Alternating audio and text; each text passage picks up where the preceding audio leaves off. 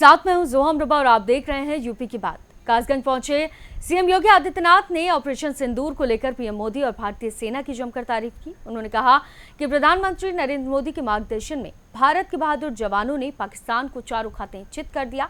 अगर हमारे पास मजबूत सेना नहीं होती तो पाकिस्तान जैसे दुश्मनों के रहते देश की जनता कैसे सुरक्षित रहती। अब तो भारत ने बता दिया कि अगर हमारे एक भी नागरिक को छेड़ोगे तो अपने अस्तित्व के लिए जूझोगे। और आज पाकिस्तान दुनिया में गुहार लगा रहा है, एक बार बख्श दो। ऐसा इसलिए क्योंकि पिछले 10 सालों में प्रधानमंत्री नरेंद्र मोदी के नेतृत्व में सेना के आधुनिकीकरण और साथ ही सुदृढ़ीकरण को लेकर लगातार कार्य किए जा रहे हैं। कासगंज पहुंचे यूपी के सीएम योगी आदित्यनाथ ने ऑपरेशन सिंदूर को लेकर पीएम मोदी और भारतीय सेना की जमकर तारीफ की। उन्होंने कहा कि प्रधानमंत्री मोदी के मार्गदर्शन में भारत के बहादुर जवानों ने पाकिस्तान को चारों खाने चित कर दिया।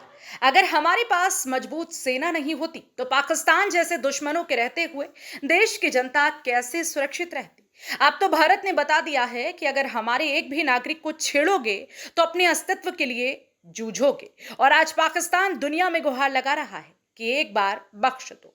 ऐसा इसलिए है क्योंकि पिछले 10 सालों में प्रधानमंत्री मोदी के नेतृत्व में सेना के आधुनिकीकरण और सुदृढ़ीकरण को लेकर लगातार कार्य हुए हैं। सीएम योगी ने आगे कहा कि यूनिफॉर्म की क्या कीमत होती है वो सेना ने दिखाया है। ऑपरेशन सिंदूर ने पाकिस्तान की कमर तोड़ दी है। सेना ने पाकिस्तान को उसकी औकात दिखाई है। अब पाकिस्तान गुहार लगा रहा है दुनिया में कि हमारी जान बख्श दो।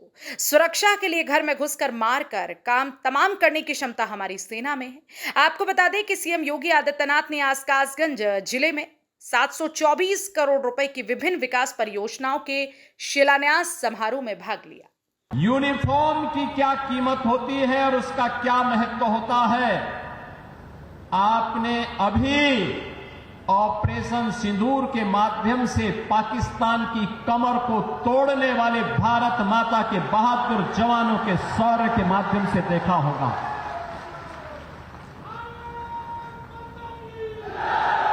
आपने देखा होगा कैसे प्रधानमंत्री मोदी जी के मार्गदर्शन में भारत के बहादुर जवानों ने पाकिस्तान को चारों खाने चित करते हुए उसको उसकी ही औकात में लाने का काम किया है। अगर हमारे पास मजबूत सेना नहीं होती, भारत माता के पास बहादुर जवान नहीं होते तो पाकिस्तान जैसे दुश्मनों के रहते हुए देश की जनता कैसे सुरक्षित रहती, कैसे सुरक्षित रहती। अब तो भारत ने बता दिया है कि अगर हमारे एक नागरिक को भी छेड़ोगे तो अपने अस्तित्व के लिए जूझोगे, अपने अस्तित्व के लिए जूझोगे। और आज पाकिस्तान दुनिया के अंदर गुहार लगा रहा है कि जान बकस दो एक बार। बहनों और भाइयों, ये इसलिए क्योंकि पिछले 10 वर्ष में प्रधानमंत्री मोदी जी के नेतृत्व में सेना के आधुनिकीकरण को लेकर के,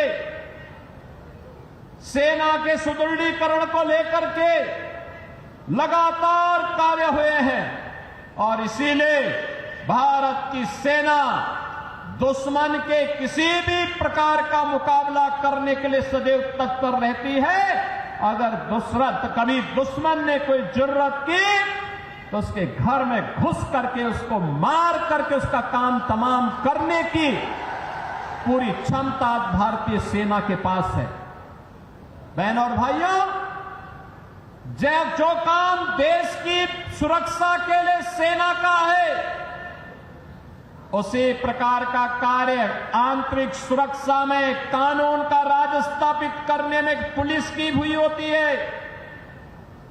याद करिए 2017 के पहले का उत्तर प्रदेश कोई सुरक्षित नहीं था। सायंकाल होते होते सड़कों पर कर्फ्यू जैसा दृश्य दिखाई देता था।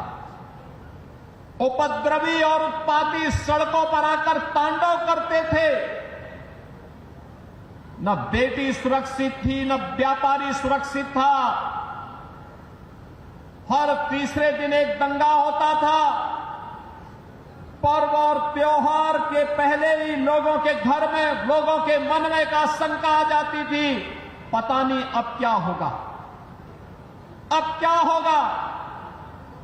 प्रदेश में विकास ठप हो गया था। एक तरफ उपद्रव और दूसरी तरफ अंधेरा। इन दोनों के बीच का समन्वय था समाजवादी पार्टी और पहले की 2017 की पहले की सरकारें।